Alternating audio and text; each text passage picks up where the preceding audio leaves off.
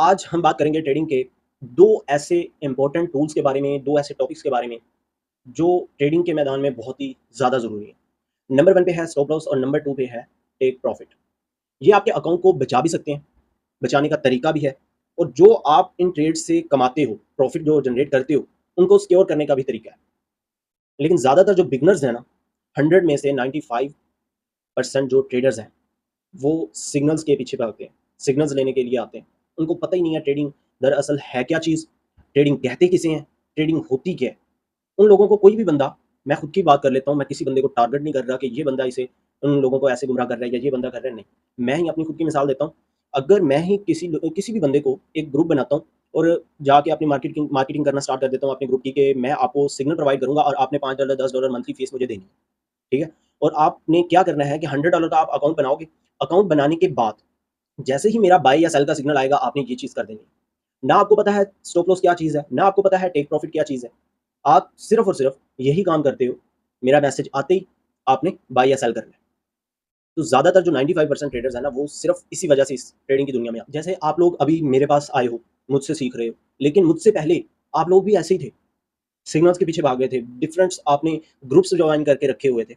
ऐसा ही है। ज़्यादातर लोगों को इसका यूज़ ही नहीं पता। उनके बारे में नहीं पता कि स्टॉप लॉस मार्केट में होता क्या है, कितना ज़्यादा ज़रूरी है। टेक प्रॉफिट क्या होता है, कितना ज़्यादा ये हमारे ट्रेडिंग के करियर के लिए ज़रूरी है। आज हम इस लेक्चर में स्टेप बाय स्टेप समझेंगे कि स्टॉप लॉस होता क्या है, टेक प्रॉफिट क्या होता है और हम इनको यूज़ कैसे कर सकते हैं।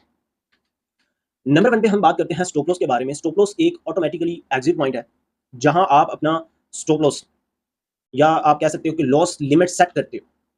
कोई भी ट्रेड अगर आप लेते हो, किसी भी पॉइंट पे अगर आपने ट्रेड ली है, गोल्ड लगा लो, बीटीसी की लगा लो, अगर बीटीसी लगाए, आपने 90 के पे 90,000 पे आपने बाय की ट्रेड लगाई है, ठीक है? और वहाँ पे बाय तो कर लिया है, लेकिन आपको कैसे पता चलेगा कि अगर मेरी ये ट्रेड लॉस में चली जाती है, तो आपके पास $100 या $1000 का अकाउंट है, तो आप कैसे अपने अकाउंट्स को बचाओगे? कि सारे का सारा मेरा अकाउंट बिलो ना हो जाए, कैसे बचाओगे? आपका अकाउंट सेफ रखती है स्टॉप लॉस।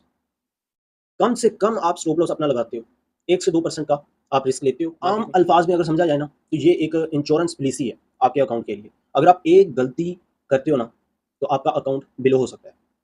लेकिन अगर आप अपना स्टॉप लॉस लगा के रखते हो, हर ट्रेड पे अपना स्टॉप लॉस लगाते हो, तो आपका जो अकाउंट है, वो बिलो होने से बच जाता है।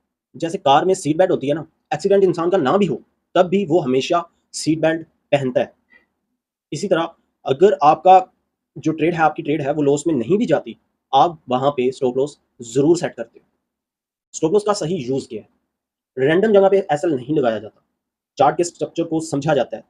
चार्ट के स्ट्रक्चर्स पे लगाया जाता है। जैसे सपोर्ट के नीचे बाय आपने ट्रेड लिया है बाय की सपोर्ट पे और सपोर्ट के आप नीचे लगाते हो, वहाँ पे कोई ऐसा कैंडलस्टिक पैटर्न देखते हो और उस कैंडल की विक के नीचे लगाते हो जिस कैंडल पे आप ट्रेड करते हो। वहाँ पे आपका 1 से 2% का रिस्क बन रहा होता है। जैसे रेजिस्टेंस होती है ऊपर, वहाँ पे आप सेल करते हो, तो उस रेजिस्टेंस के ऊपर आप अपना स्टॉप लॉस सेट करते हो। रिस्क परसेंटेज में अगर आप डिवाइड करोगे तो 1 से 2% ही आपका स्टॉप लॉस बनेगा। जैसे अगर आप अपने अकाउंट पे $500 का आपका अकाउंट है, 2% अगर आप रिस्क लेते हो, तो कितने आपका बनेगा? $10 का आपका मैक्सिमम पर ट्रेड पे, एक ट्रेड पे $10 का आप रिस्क ले रहे होगे कि अगर आप ट्रेड में कोई कोई भी चीज़ अगर आप खरीदते हो, बाय करते हो, तो आपकी वो चीज़ लॉस में चलना स्टार्ट हो जाती है। $1 $2 $3 इवन के $10 तक पहुँच जाती है और वो आपका स्टॉप लॉस हिट कर देती है और उसके बाद वो $50 तक नीचे आ जाती है।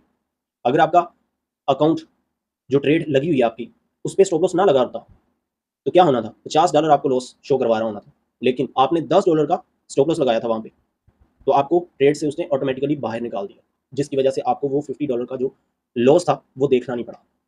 इसी तरह अगर टेक प्रॉफिट क्या होता है? क्या इसकी इंपॉर्टेंस है? जिसे हम टीपी कहते हैं, जहाँ आप अपना प्रॉफिट लॉक करते हो। जैसे स्टॉप लॉस लगाना ज़रूरी है, इसी तरह टेक प्रॉफिट भी लगाना ज़रूरी है कि अगर आप लोग ट्रेड ले लेते हो, उसका टेक प्रॉफिट जो है, वो नहीं लगाते। स्टॉप लॉस आपने लगा रखा है $10 का और टीपी जो है, वो आपने अपने स्टॉप लॉस से डबल लगाना होता है या ट्रिपल लगाना होता है। जैसे टारगेट आपका होना चाहिए कितनी रेशो का? 1:3 या 1:2 के हिसाब से। अगर आप $10 किसी ट्रेड पे रिस्क ले रहे हो, तो आपने वहाँ पे $20 या $30 उठाने होते हैं। और अगर आप अपना स्टॉप लॉस लगा देते हो और $25 तक आपकी वो ट्रेड चली जाती है और आपने $20 उस मार्केट से उठाने थे, $25 तक जाती है, $15 पे जाती है या $20 तक वो ट्रेड चली जाती है और वहाँ से वो वापस अगेन स्टार्ट कर देती है चलना, आपके एंट्री पॉइंट पे आ जाती है। एंट्री पॉइंट से आपके जो स्टॉप लॉस है, उसे हिट कर देती है। रिवर्स कर सकती है, मार्केट में कुछ भी हो सकता है। इसलिए टेक प्रॉफिट भी लगाना ज़रूरी है ताकि आपको आपका प्रॉफिट दे के, आपके हिस्से का प्रॉफिट दे के मार्केट आपको बाहर निकाल दे। टेक प्रॉफिट लगाने का सही तरीका कहाँ पे है? आपने जो टेक प्रॉफिट लगाना होता है कि किसी अगर स्पॉट पे आप बाय कर रहे हो, तो नेक्स्ट आपका जो रेजिस्टेंस पॉइंट होगा, वो आपका टेक प्रॉफिट होगा। अगर तो वहां पे 1:2, 1:3 का बन रहा है आपका लेवल। ट्रेंड कंटिन्यूएशन, ये चीज आपने देखनी है। TP1, TP2, TP3 इस हिसाब से पार्शली आपने प्रॉफिट जो है वो अपना बुक करते जाना है। कॉमन मिस्टेक्स जो हम लोग ट्रेडिंग में करते हैं, स्टॉप लॉस बिल्कुल यूज नहीं करते। एसएल लगाकर आप भूल जाते हो, फिर इमोशनल में आकर इमोशनली आप उसे हटा देते हो। जब आप स्टॉप लॉस की तरफ मार्केट चलना स्टार्ट कर देती है तो आप उसे हटा देते हो, इमोशनली हटा देते हो। टीपी अनरियलिस्टिक टीपी आप सेट कर देते हो। जैसे मार्केट 10 पॉइंट ऊपर चली जाती है तो आप 100 पॉइंट पे अपना जो टीपी लगा के बैठे होते हो। Small stop loss, huge TP बिना कॉन्टेक्स्ट के, समझ ही नहीं आ रहा होता कि मैंने करना क्या है इस मार्केट में। और जैसे ही आपकी कोई भी ट्रेड अगर आपकी वो 50% अबाव चली जाती है, आपकी हक में चली जाती है, तो आपने क्या करना है, उस स्टॉप लॉस को जहां पे आपने स्टॉप लॉस लगाया था उसे उठा के अपने एंट्री पॉइंट पे रख देना है। इससे क्या होगा, ब्रेक इवन हो जाएगा। अब ब्रेक इवन क्या होता है? ब्रेक इवन से ये होगा कि अगर वो आपका टेक प्रॉफिट नहीं हिट करती, मार्केट रिवर्स कर जाती है, नीचे की जानब आ जाती है और आपके एंट्री पॉइंट तक पहुंच जाती है, तो वो आपको सेफली बाहर निकाल देगी बगैर किसी लॉस के। और इसके अलावा जब आप पार्शली बुक करते हो, वो कैसे करना है कि अगर आप 0.02 की लॉट्स, दो लॉट्स लेते हो, TP1 और TP2, TP3 के हिसाब से अगर आपने उठाना होता है, तो क्या करोगे आप? नंबर 1 पे जब भी 50% आपकी ट्रेड अबव जाएगी, आपने क्या करना है? एक तो ब्रेक इवन कर देना है। दूसरे नंबर पे आपने 50% पार्शली बुक कर लेना है कि एक लॉट साइज आपने कट कर देनी है। जैसे ही अगर $10 आपको मिल रहे हैं, तो $5 आप अपने उठा लोगे और $5 की होल्ड करके रख लोगे अपने टेक प्रॉफिट 2 तक। इसी तरह अगर आप 3 लॉट इसमें लेते हो 0.03 की, तो इसी तरह आप तीसरे टीपी तक पहुंच सकते हो। तो स्टॉप लॉस हमेशा कम से कम यूज करना है। रिस्क टू रिवॉर्ड रेशो आपका होना चाहिए 1:2 या 1:3, इससे ज्यादा नहीं होना चाहिए। अगर आप 10% $10 का भी रिस्क लेते हो किसी ट्रेड पे, तो आपने $20 से $30 आपका टेक प्रॉफिट होना चाहिए, इससे ज्यादा नहीं होना चाहिए। इससे ज्यादा लालच आपने नहीं करना। इस रूल के बिना स्टॉप लॉस और टीपी का कोई फायदा नहीं है। और एसएल को चार्ट के स्ट्रक्चर के हिसाब से लगाओ, इमोशंस के हिसाब से नहीं लगाना कि मैं यहाँ पे लगा लेता हूँ, $10 नीचे लगा लेता हूँ, $20 नीचे लगा लेता हूँ, हो सकता है मार्केट यहाँ तक ना ही आए, ना ही आए, ना ही।